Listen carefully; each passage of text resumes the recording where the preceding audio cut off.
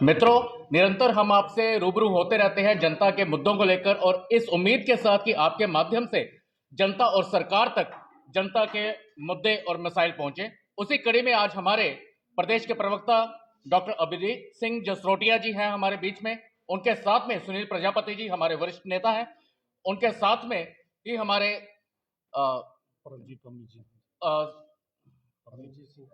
पम्मी जी हैं, हमारे वरिष्ठ नेता हैं। अब मैं गुजारिश करूंगा जसरोटिया जी से कि वो अपनी बात आपके सामने रखें। बहुत बहुत धन्यवाद आपका डॉक्टर प्रदीप जी, हमारे मीडिया इंचार्ज। देखिए, आज की जो ये प्रेस वार्ता बुलाई गई है एक बड़े ही इंपॉर्टेंट इशू के ऊपर है, जो सिचुएशन इस समय है खासकर जम्मू कश्मीर के अंदर और सिक्योरिटी सिचुएशन को लेकर। क्योंकि हर एक चीज़ के ऊपर मुझे लगता है कि हम जब बात करते हैं तो इस समय जो सिक्योरिटी सिचुएशन है उसके ऊपर भी बात करना और आपके रूबरू होकर आपके सवालों का जवाब देना भारतीय जनता पार्टी का फर्ज भी बनता है। क्योंकि पिछले आप 2-4 दिनों में दे रहे हो जिस हिसाब से सिक्योरिटी थोड़ी यहाँ पर सिचुएशन बनी हुई है, उस सिचुएशन के ऊपर जो केंद्र सरकार है उसे लेकर कितनी सीरियस है, इन सब चीज़ों के हम प्रमाणों के साथ आपके साथ बात करेंगे कि ये जो सिक्योरिटी सिचुएशन के अंदर जो कुछ इंसिडेंट कश्मीर में हुए या जिस तरह से जम्मू में पिछले 2-3 दिनों में आप देख रहे हो कुछ यहाँ पर लूट खसूट के और कुछ फायरिंग के इंसिडेंट्स हो रहे हैं, इन सब को लेकर जो है केंद्र सरकार बहुत सीरियस है। जिसे लेकर अगर आपको याद होगा तो पिछले 2 दिन से एक बैठक दिल्ली में चल रही है जिससे माननीय गृह मंत्री अमित शाह साहब ले रहे हैं और पूरी सिचुएशन के ऊपर नजर बनाए हुए हैं। इसी सिचुएशन को देखते हुए ताकि इस तरह की घटनाएं जो है भविष्य में ना हो उसके ऊपर संज्ञान लिया जा रहा है, जिसमें सभी सिक्योरिटी की एजेंसी, सभी पुलिस के ऑफिसर्स और आर्मी के जो ऑफिसर्स हैं वो इस समय भी मीटिंग के अंदर माननीय गृह मंत्री जी के साथ है। यही नहीं, इन सब को लेकर कल हमारे जो LOP सुनील शर्मा जी हैं, हमारे लीडर ऑफ अपोजिशन, कल इसी सिचुएशन को लेकर इन सब के ऊपर बात करने के लिए माननीय उपराज्यपाल मनोज सिन्हा जी से भी उन्होंने कल भेंट की थी और इस सिचुएशन के ऊपर उन्हें भी पूरी तरह से जो अवगत कराया गया था। और यही नहीं, हमारे पार्टी के जो प्रेसिडेंट सत शर्मा जी है, जिनका आज जन्म दिवस भी है, लेकिन अपना जन्म दिवस ना बनाते हुए वो आज श्रीनगर के अंदर और कुलगाम के अंदर उन पीड़ित परिवारों के आंसू पहुंचने के लिए सत शर्मा जी इस समय श्रीनगर में है। तो हमारी पार्टी पूरी की पूरी सिचुएशन के ऊपर नजर बनाए हुए है और हमारे सभी के सभी नेता उन सब लोगों के साथ खड़े हैं जिनका नुकसान पिछले 2-4 दिनों के अंदर हुआ है। लेकिन इन सब के ऊपर जो कटाक्ष खासकर फारूक अब्दुल्ला साहब की तरफ से आया है या इंडी गठबंधन के अंदर तारिक हमीद करा साहब की तरफ से आया है, ये बड़ा दुर्भाग्यपूर्ण है। इस सिचुएशन के अंदर जहां पर फारूक साहब को या तारिक हमीद करा साहब को गवर्नमेंट के साथ खड़ा होना चाहिए ताकि इन घुसपैठियों को, इन पाकिस्तान से आए हुए टेररिस्टों को जवाब दिया जाए, वो यहां पर इस सिचुएशन के ऊपर भी सियासत करने से बाज नहीं आ रहे। बड़ा दुर्भाग्यपूर्ण है। और जब फारूक साहब इस तरह की बात करते हैं और टेररिज्म, खैर टेररिज्म तो वो समझते ही नहीं है, फारूक साहब उन्हें मिलिटेंट समझते हैं, पता नहीं कौन सी जिहाद की लड़ाई है। तो फारूक साहब मैं बताना चाहता हूं कि ये टेररिस्ट है, पाकिस्तान के बाड़े के टट्टू हैं, जब मिलते हैं जहां मिलते हैं ठोक दिए जाते हैं, जिसके अंदर हमारी सिक्योरिटी फोर्सेस जो है सक्षम है इन्हें सबक सिखाने के लिए। और ये सिचुएशन फारूक साहब आपके समय की सिचुएशन से काफी हद तक बेटर है। अगर आपको याद होगा फारूक साहब, इसमें मैं जरूर एक शेर पढ़ूंगा जो फारूक साहब को पता होना चाहिए, खैर जानते होंगे कि मेरा कातिल ही मेरा मुंसिफ है, ये क्या मेरे हक में फैसला करेगा। फारूक साहब गौर फरमाइएगा, मेरा कातिल ही मेरा मुंसिफ है, ये क्या मेरे हक में फैसला करेगा। आदमी आदमी को क्या देगा, जो भी देगा हमें प्रभु राम आपको आपका खुदा देगा। बात यह आती है फारूक साहब आपके समय पर टीका लाल टपलू जी, आपको याद होगा जब आप चीफ मिनिस्टर थे, जब उनकी निर्मम हत्या की गई और वही टेररिस्ट जिन्हें आप मिलिटेंट समझते हैं उनके इर्द गिर्द जब फिल्मी स्टार में मोटरसाइकिल घुमा रहे थे, आप उस समय सेक्रेटरीट में थे। यही नहीं, गिरिजा टक्कू जब उनको आरों से चिरवाया जा रहा था तब भी आप कुर्सी संभाले हुए थे। और यही नहीं, जब कश्मीरी हिंदुओं को वहां से मजबूर किया गया पलायन करने के लिए और मस्जिदों से ऐलान हो रहे थे कि आप अपनी बहू बेटी यहां छोड़कर कश्मीर खाली कर दीजिए, तब भी फारूक साहब आपने कुर्सी संभाली हुई थी। और हमें याद होना चाहिए कि सन 87 की उस रिगिंग के बाद जो फारूक साहब यहां पर हुआ है, जो बूटा सिंह ने यहां पर फोन किया था, उसके बाद ही 1.5 लाख लोग हैं जो आज कब्रों में दफन है फारूक साहब। और ये 1.5 लाख लोग आज आपसे इंसाफ मांग रहे हैं। और अपने दिल पे हाथ रख के बात कीजिएगा, क्योंकि आप कल किसी तरह के कुछ बयान दे रहे थे कि मैं अपने दिल की सुनता हूं और आपके दिल में क्या है, ये आप उसके ऊपर काफी लंबी बात आपने एक चैनल पर की थी। तो अपने दिल पे हाथ रख के बोलिएगा फारूक साहब, क्या 5 अगस्त 2019 के बाद की जो सिचुएशन है आपके समय की सिचुएशन से ज्यादा बेहतर नहीं है? 70% से ज्यादा डिक्लाइन है टेररिज्म रिलेटिंग इंसिडेंट्स में, और आपके समय में जो पत्थरबाजी हुआ करती थी वो अब खत्म हो गई, पत्थर युग खत्म कर दिया, ये इसी सरकार ने किया। जो भी इंसिडेंट्स हो रहे हैं निंदनीय है, लेकिन मेरी सिक्योरिटी फोर्सेस सक्षम है इन सब के ऊपर पार पाने के लिए। लेकिन फारूक साहब, जब आप इस तरह की बातें करते हैं तो वो जो 1.5 लाख लोग कब्रों में आपकी वजह से आज है, वो आपसे सवाल पूछते हैं सारे के सारे कि किस तरह से आप मेडिकल कॉलेज के एक फंक्शन में जहां पर आप इस तरह के जब बात कर रहे थे, क्या आपको एक बार भी आपने गवारा नहीं समझा कि मैं लोगों को जवाब तो दूं?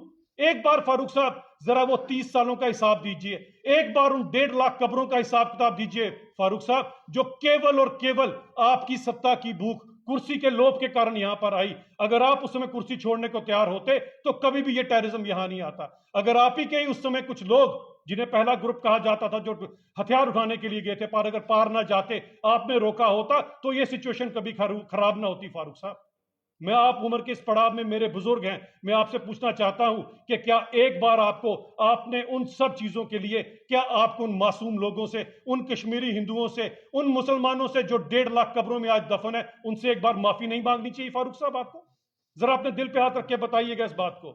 और तारिक हमीद करा साहब को बताना चाहता हूं कि करा साहब, सिचुएशन आपके समय में और आज के समय में कितना फर्क है, जरा इसका बताइएगा। बूटा सिंह होम मिनिस्टर आप ही की पार्टी से, तारिक साहब, आपको कल बताया गया कि किस तरह से, अगर आपको याद होगा, कि परिवारवाद में लुप्त ये पार्टी, इसके कारण ही आज यहां पर सिचुएशन खराब हुई है। अगर आप अपने परिवार के, आपका पार्टी अगर गांधी परिवार से बाहर सोचती तो शायद ये सिचुएशन कभी खराब ना होती। और आज भी आप देख लीजिए, इसी परिवारवाद के चलते तीन एमपी जो हैं वो केवल गांधी परिवार से आते हैं।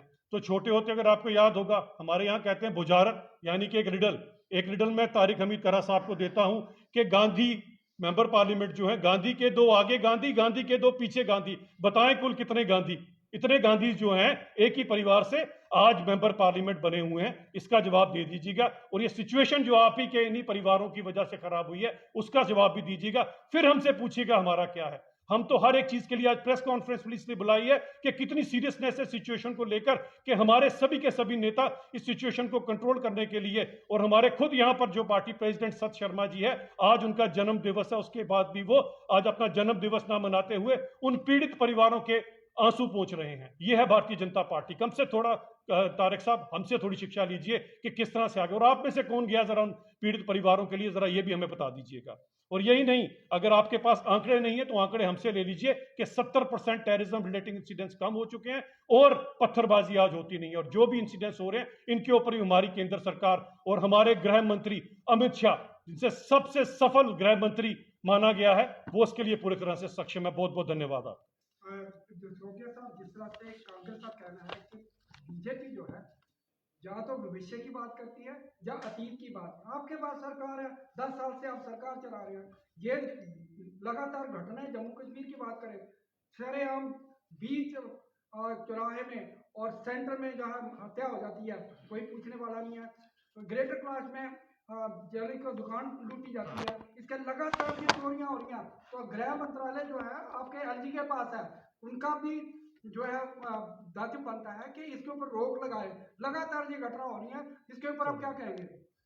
मैंने तो पूरी प्रेस कॉन्फ्रेंस की, मुझे लगता है संधू साहब यहाँ तो लेट आए हैं या फिर यहाँ होकर सुन लीजिए ना। जवाब है, आप या तो अतीत की बात करें, नेहरू परिवार या सुन लीजिए ना संधू साहब, परिवार की बात करिए, जवाब सुन लीजिए। वर्तमान की बात करिए, इस समय सिचुएशन क्या है? इस समय सिचुएशन जो है वही तो बताइए आपको कि इस सिचुएशन के ऊपर माननीय गृह मंत्री जी जो है वो बैठक लेकर बैठे हैं, उसके ऊपर पूरी तरह से किया जा रहा है, यहाँ पर भी किया जा रहा है पूरी तरह से सिचुएशन, पूरी तरह से सिचुएशन के ऊपर। मैंने बताया leader of opposition Sunil Sharma ji कल उपराज्यपाल से मिले हैं, हमारे पार्टी के प्रेसिडेंट सत शर्मा जी इस समय कश्मीर के अंदर है। हम सबके सब इस सिचुएशन के ऊपर करें। मुझे एक बात बताएं संतोष साहब, इस दुनिया के अंदर कौन सी जगह जो 100% टेररिज्म फ्री है?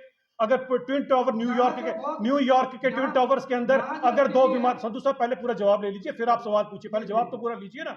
अगर आप आधा ही जवाब लेंगे तो फिर इसका मतलब आपका जवाब लेने की मर्जी नहीं है, फिर आप सिर्फ सवाल पूछ रहे हैं। अगर आप जवाब लेना चाहते हैं सुनिए कि ट्विन टावर्स के अंदर अगर जो सबसे बड़ा अपने आप को डेवलप्ड मुल्क समझता है, उनके अंदर अगर 2 विमान घुस सकते हैं, तो पूरी दुनिया में 100% टेररिज्म फ्री कोई भी नहीं है। और यहाँ पर सिचुएशन किसने खराब की थी? जिस पार्टी की आज आप हिमायत में बात कर रहे हैं, सन 87 के अंदर किसने किया था? उन्होंने ही रिगिंग की थी। उसके बाद यहाँ पर बंदूक दाखिल हुई 5 अगस्त। आपने दिल पे हाथ रख के बताइए संधू साहब, क्या 5 अगस्त 2019 के बाद सिचुएशन ठीक नहीं हुई? 5 अगस्त 2019 के बाद सिचुएशन खराब ठीक नहीं हुई? क्यों? वर्तमान में बता रहे 70% टेररिज्म होगा। पत्थरबाजी खत्म हुई कि नहीं हुई? पत्थरबाजी खत्म हुई कि नहीं हुई? बात माने ना फिर कोई बात नहीं संधू साहब, आप नाराज ना होए। यही है सिचुएशन की बात करें सर, वही बात करेंगे। बात करें मैं बताता हूँ अभी की जो प्रेजेंट सिचुएशन, अभी की जो प्रेजेंट सिचुएशन है, मिलके आते हैं और आज शाम को फिर गोलियां चल जाती हैं। मैं बिल्कुल बता रहा हूँ आपको। मैंने जब प्रेस कॉन्फ्रेंस स्टार्ट की, मैंने ये भी कहा कि जम्मू के अंदर, मैंने जम्मू का भी रेफरेंस दिया कि जम्मू के अंदर भी ये जो इंसिडेंट्स हुए बड़े दुर्भाग्यपूर्ण है। और अभी हमारे पास नए आईजी जो अभी आए हैं हमारे पास, भीमसेन तुर्की जी, बड़े काबिल ऑफिसर हैं। हमें पूरी उम्मीद है कि जितनी जल्दी होगा नए आईजी साहब इसके ऊपर पार जरूर पाएंगे। अभिजीत जी, पिछले एक महीने में 12 घटनाएं हो चुकी हैं, जो ये कहीं ना कहीं दर्शाती हैं कि जम्मू कश्मीर में क्राइम का रेट बढ़ चुका है। इसका इल्जाम लोग 370 के हटने पर लगा रहे हैं। आप उस पर क्या जवाब देना चाहेंगे? देखें, ये तो लोग इल्जाम लगा रहे हैं, मैं नहीं मानता। हाँ, कुछ पॉलिटिकल पार्टी जरूर लगा सकती हैं इसके ऊपर इल्जाम। पॉलिटिकल पार्टीज को पूछिए कि 370 की आड़ के अंदर ही तो सब कुछ हुआ।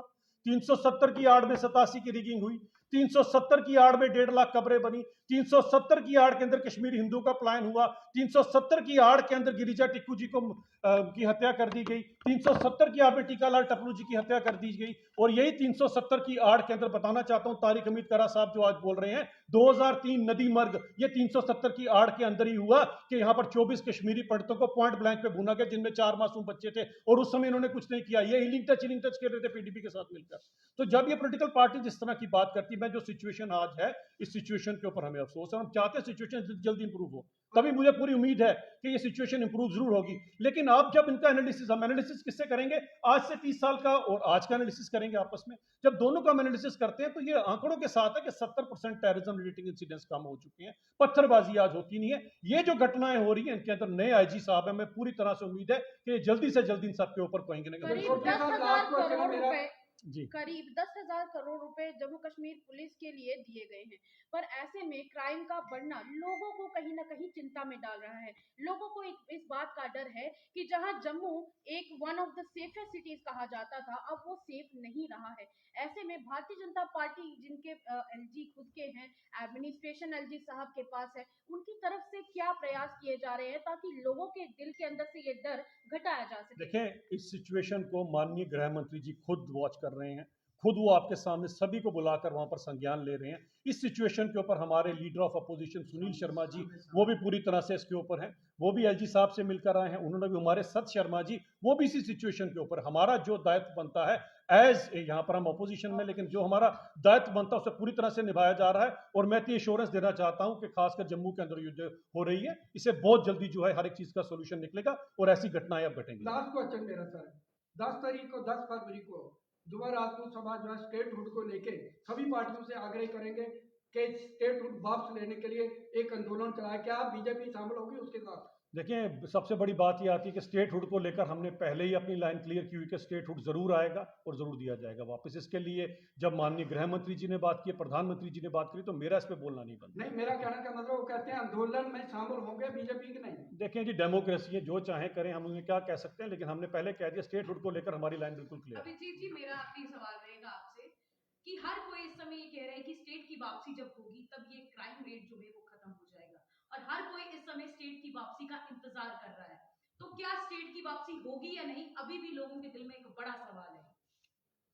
देखिए, बात ये आती है सबसे बड़ी कि आप जिन लोगों ने सिचुएशन को खराब किया, उन लोगों से कैसे आप उम्मीद रखोगे कि इनका ये सब कुछ होने के बाद ये लोग सिचुएशन को ठीक कर लेंगे? जब 87 में सिचुएशन खराब हुई तो यूनिफाइड कमांड को कौन हेड कर रहा था?